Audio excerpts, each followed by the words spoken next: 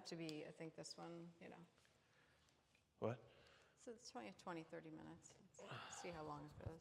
Just so we don't get rambling. Yeah.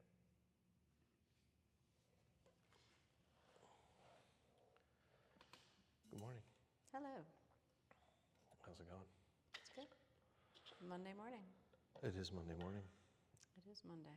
Another sunny day. I feel kind of like this week has been, it's like the Truman Show. You know what I mean? What do you mean? Do you remember the Truman Show? Yeah, I remember. I mean the last week. Where like every day it's like sunny, perfect weather. Are you complaining about that? No. But it almost feels unreal. Okay. Yeah. But wouldn't mind a rainy day sprinkled in. So. Good to know. Here we are. Yeah, here we are. We're going to talk about a concept that we've been more intentionally working with for, a few years, a couple years, I would say. And for me, I think like for me personally, it's been a game changer. And I don't like that term because I feel like everything kind of is a game changer. Game changer. Yeah, but it's been profoundly impactful in a positive way, in a very honest way, in a difficult way, but not a single negative way. Okay. What is that? The suspense is killing everybody. It is anti-convenience. Anti-convenience. Mm-hmm. Is that the opposite? What's the difference between anti-convenience and inconvenience? Or are they the same? Well, anti-convenience to me is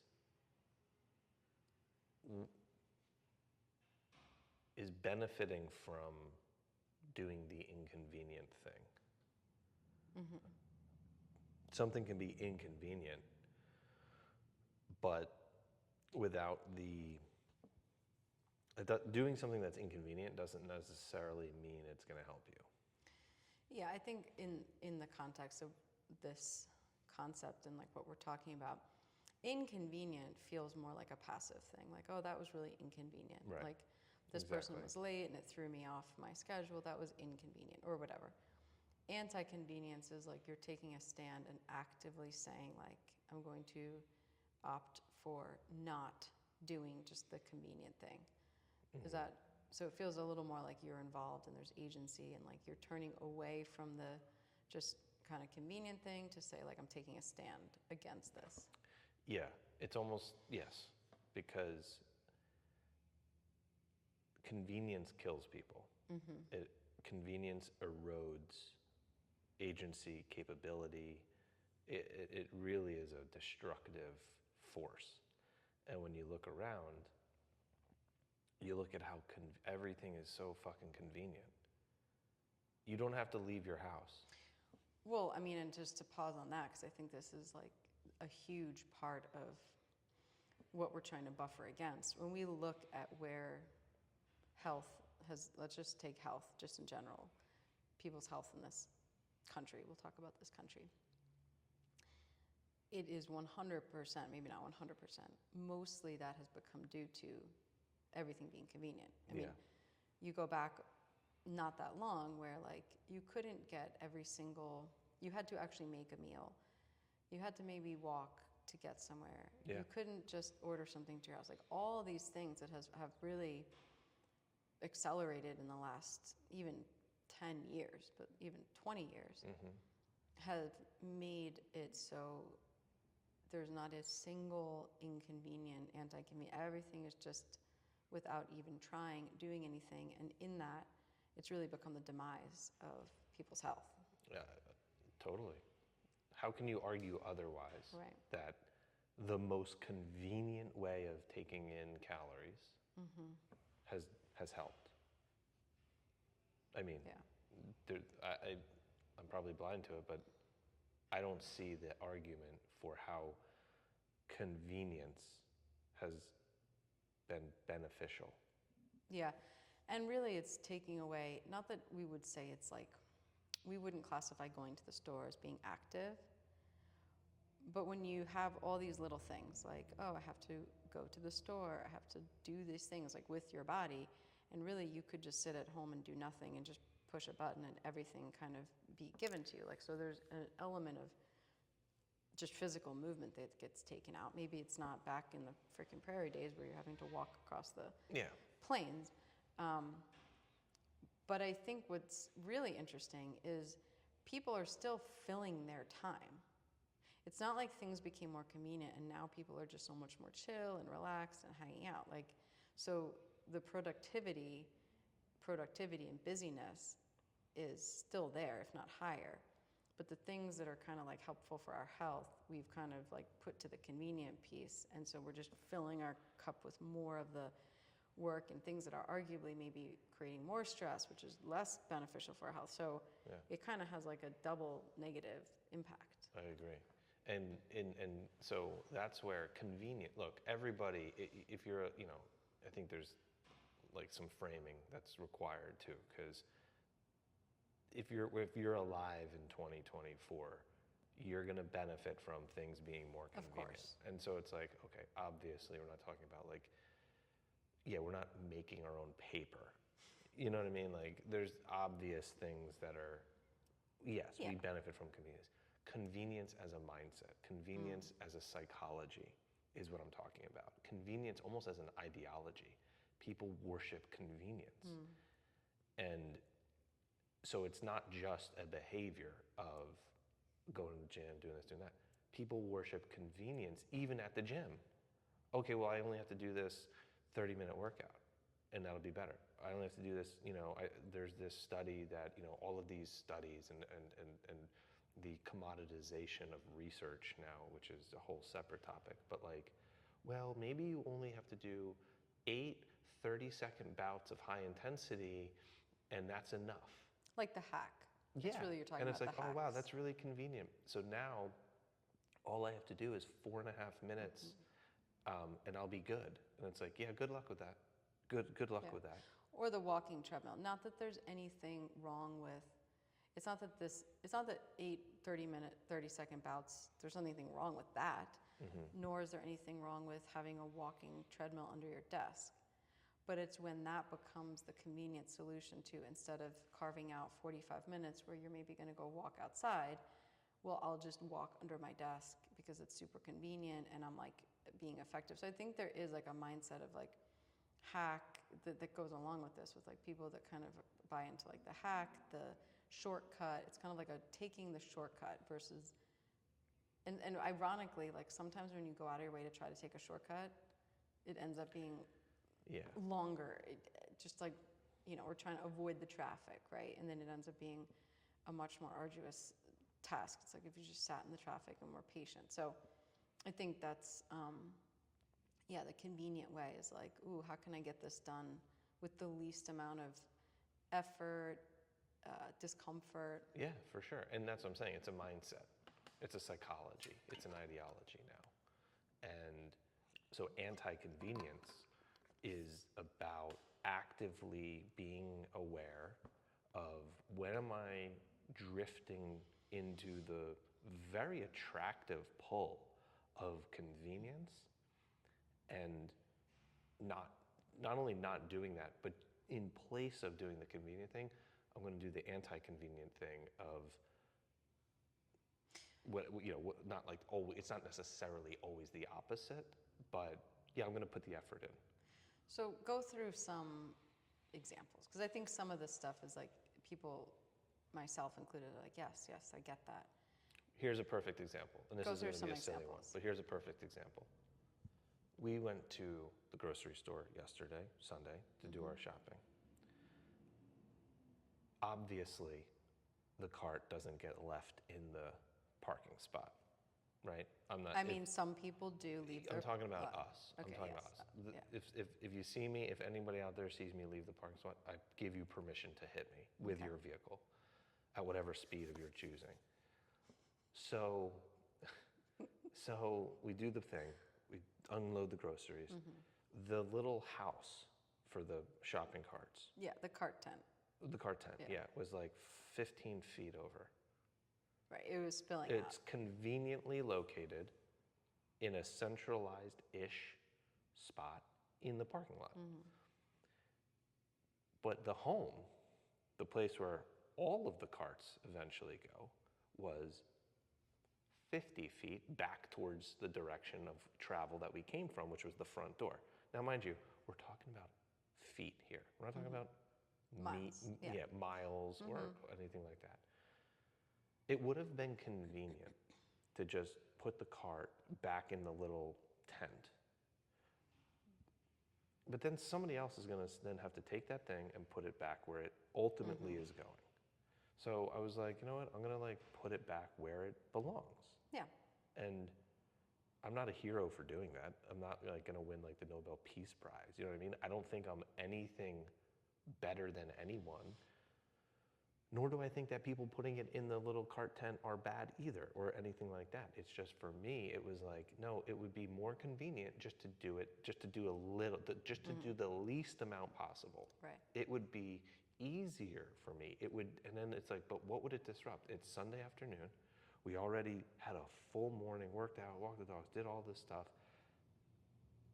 So am I really saying I don't have 7 seconds to walk the cart back? Which is why it's a mindset, to your point, because it's not really back to activity. Nobody would say, like, no, I can't walk those extra 20 feet. It's just a psychology of just being conditioned to, like, it not occur to you to walk it back there. It's just like, well, just put in the cart thing, that's easier. It's just sort of an That's automated easier. thing. Yeah, that's easier. That's easier. It takes less effort and it saves you time. And it's like, but for what? You know? And Well, here's another example. Yeah, This is going to turn into, like, we're not going to turn this into a rant. But Okay, these are here we like, are. I think these are important because they're these common things that we people do that doesn't even have to do with fitness, like, but that is like practicing, getting reps in your everyday life. We frequent Live Breads. Oh my God, you are gonna fucking launch me off the deep end on this. Which is a bakery in Melbourne. Really awesome place. Anyway, there are a few spots in the on the street in front of Live Breads, but typically they're full. And then there's an enormous parking lot across the street, which is sometimes full, but if you just go through the light, there's always a couple more spots. We have never not found a spot. And sometimes we sit outside. And there's a spot that's not really a spot. It's a space with like yellow lines indicating don't park here. But every time we're there, what's fascinating to me is there's many people that order takeout from Live Breads and they have to go pick it up. Like, let's just say there's 100 people in a day. If all 100 people thought that they could pull up there, like, that would be a problem. It's not like a pickup, it's not a, but like some people think that instead of going and parking, now mind you, to go consume whatever amount of calories, they're going to buy baked goods. They're not going to do like some physical activity. And they like just pull up and leave their car there. And it's sort of like, there's that trade-off. You know, if I'm gonna go buy $200 worth of baked goods and like do that, maybe I can just, maybe the trade-off in that and enjoying those pastries, not that it's like that, but like maybe there could be that little stretch to have to park and walk across the street. But it is a very like, and this is on a weekend. We're usually there on a weekend. You know, and it just becomes that psychology of like the quickest, fastest, well, there's space there. So I'll just pull up and do the most convenient thing.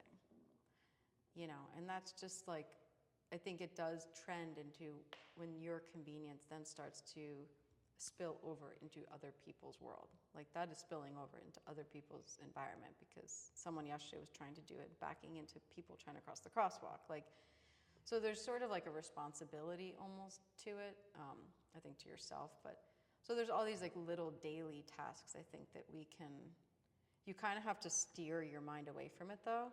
That's anti-convenience. Right. That's the mindset. And that's where it will, it's not masochism. It's not, you know, Gogginsoning everything. It's not being a faux hard ass. It's not every time you put the cart back, then you have to do 20 burpees No, before it's you get nothing back to the car. It's not Yeah, contrived like that yeah. because it's not about the thing you do. Right. It's about how you view yourself in the world. It's about how you view effort.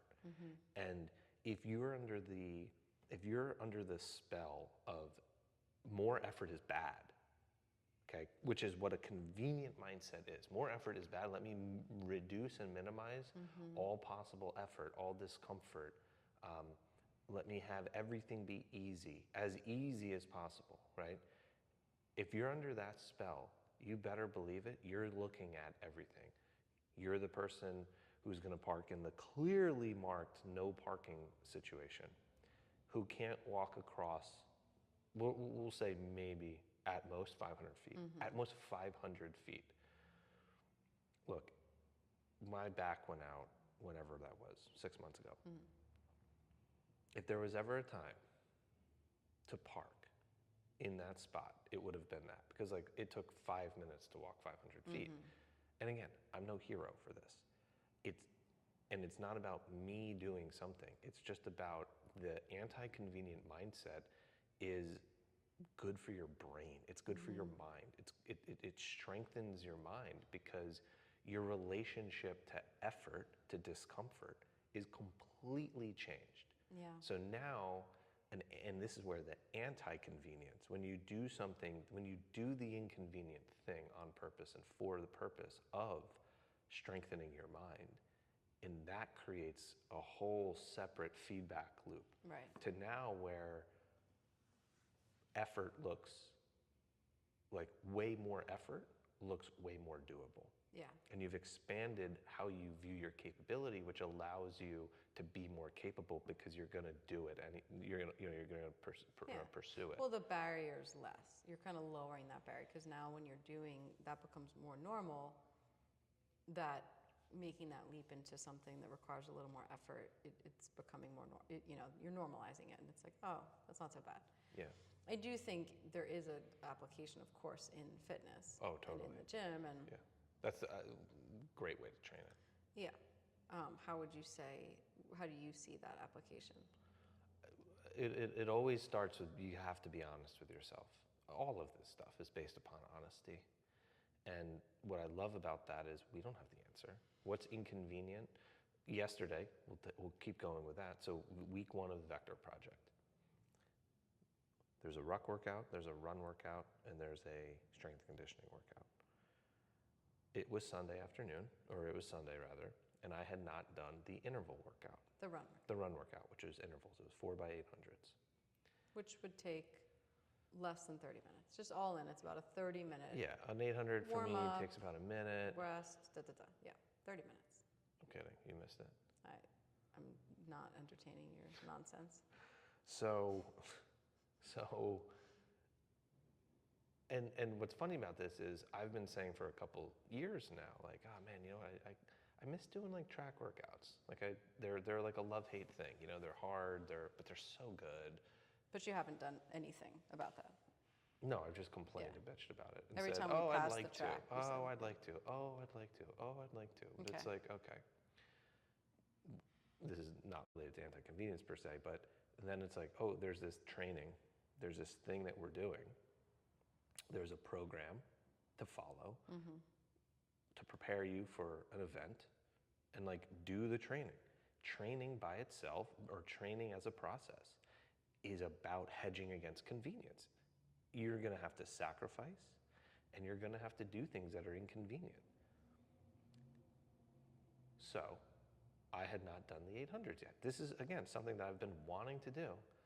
And it was kind of like, I don't know. Yeah.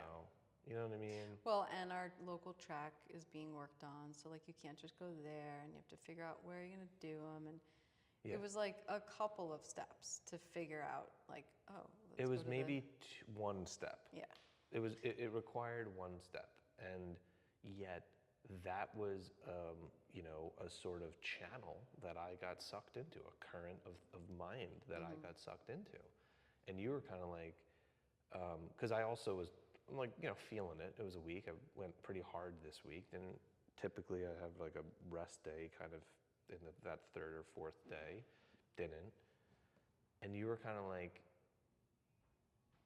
do you need a rest day, or are you being a pussy? You know what I mean? And like, and it was somewhere in between that. It was. Well, it might have I'm been looking like, for convenience. yeah. I don't want to be inconvenienced. Right. And It wasn't like, and I want to make this point, it wasn't like an irresponsible, like you could be like, oh, teetering on needing a rest day, but I wouldn't put running for you in the high risk of like category of like you're kind of teetering on needing a rest day, and if you run, that could really like mess you up. Certainly not 4 800s. Right. So it's like, come on, let's be honest. Yeah. So, you know, Yeah. and the reward for that is like that little shift into like, you know, figuring out that little bit of schedule, finding the track, doing it, and how that turns out. Like, who cares what your times were? It was the win in that too, I think, was like for you, and not to, but I think it was not about like, oh, I PR'd my 800, but I kind of didn't feel like doing that. I kind of just wanted to be lazy and say like, nah, I'm good. And I chose to redirect towards the effort that it took. Yeah, yeah. And I think what's important to distinguish is if everything you're doing is, I did what I didn't feel like doing, Right. something's not working. Then I don't think it's then an anti-convenience, because it's like anti-fragility is this cool kind of thing from Nassim Taleb, and talking about markets. Like, he's like an economist, but basically talking about anything. Our body. So something that's fragile, when there's a stress put upon it, it'll break easier. Something that's anti-fragile, when there's a stress put upon it, it'll respond with strength. It will kind of be the best thing for you. Medicine kind of follows that route. Training follows that route. Mm-hmm. How do we have the same sort of process for our mind? And this is where the anti-convenience mindset has been incredible. And it's different than, I don't fucking want to do this, I'm going to do it anyway. That's different, because you still don't want to do it. Right, you're still kind of playing like, you're more in like the victim, like, oh, I guess I'll do it. It's not really, it's lacking the agency and the resilience. But to your point, I think if your entire life is operating from a place of never wanting to do anything, and you're always having to overcome, I think that's a like stepping back and looking at your life thing. This shouldn't be that the majority of the tasks in your day you're having to use anti-convenience mindset on.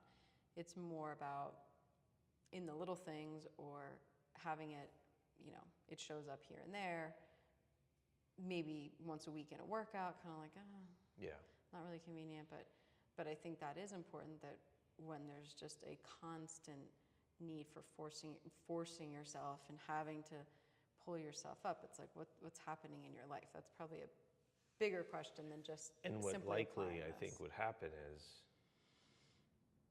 look for where you're being convenient.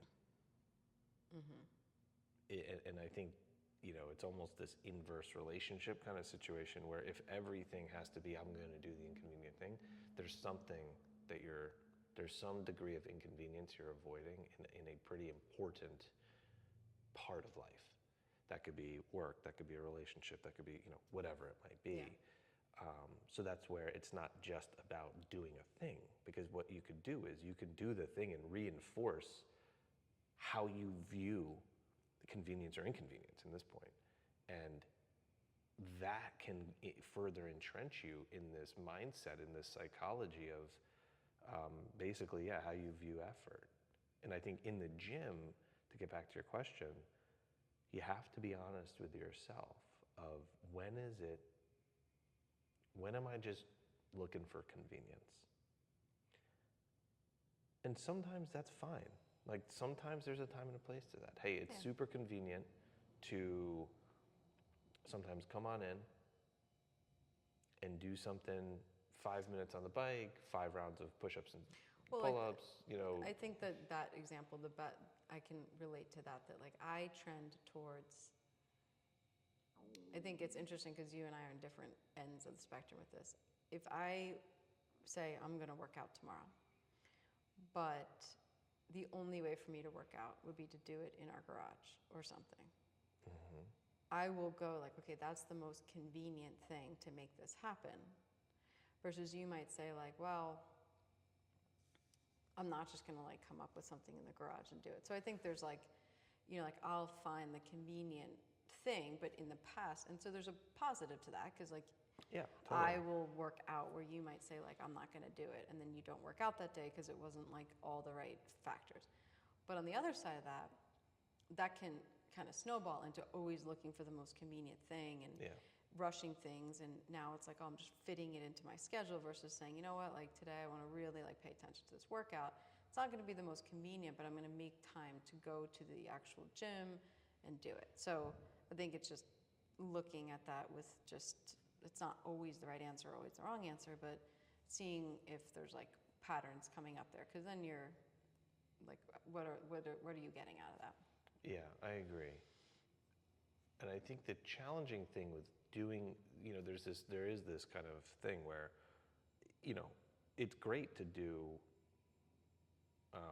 a workout in the garage. Hey, if the schedule is whatever, it's more convenient. And if that's going to make you do the thing, like, yeah, wonderful. There's definitely a time and a place to that. And that's fine. That's why it's not just about Never doing convenience or something never convenient. doing something convenient. Yeah, it's not about that. The challenge is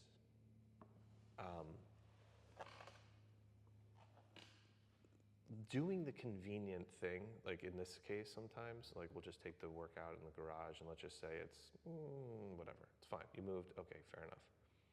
You didn't move the needle up or down. You just kind of stayed. The challenging thing with that, especially from a gym situation, and like, oh, I didn't feel like doing it, I'm going to do it anyway, is that sometimes that just scratches the itch and avoids you sitting with, yeah, maybe today was a day where, because of how your life was structured, you didn't prioritize the gym or a good workout or a call or whatever it might be. We just kind of like scratch the itch a little bit. We do something to temporarily, I mean, everything is temporary, but we do something to like just enough change our mind, like just enough avoid the discomfort of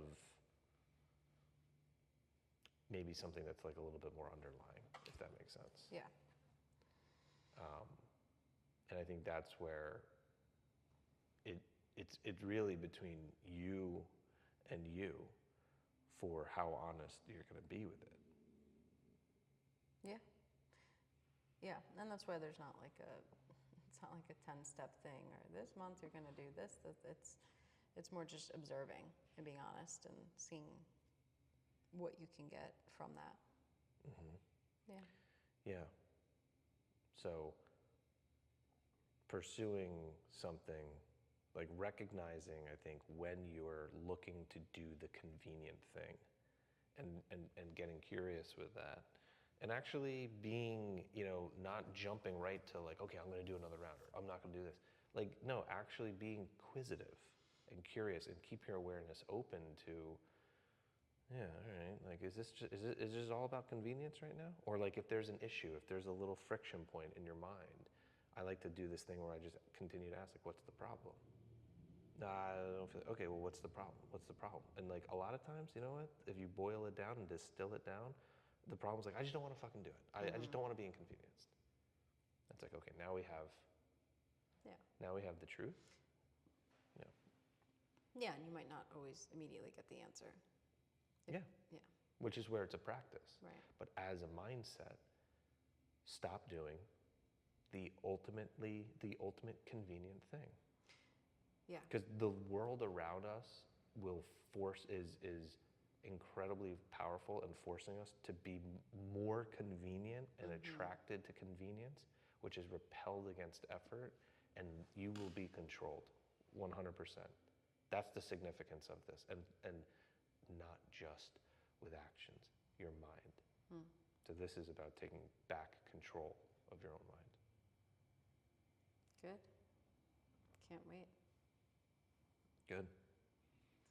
Well, All right. That's all we got. that's all we got.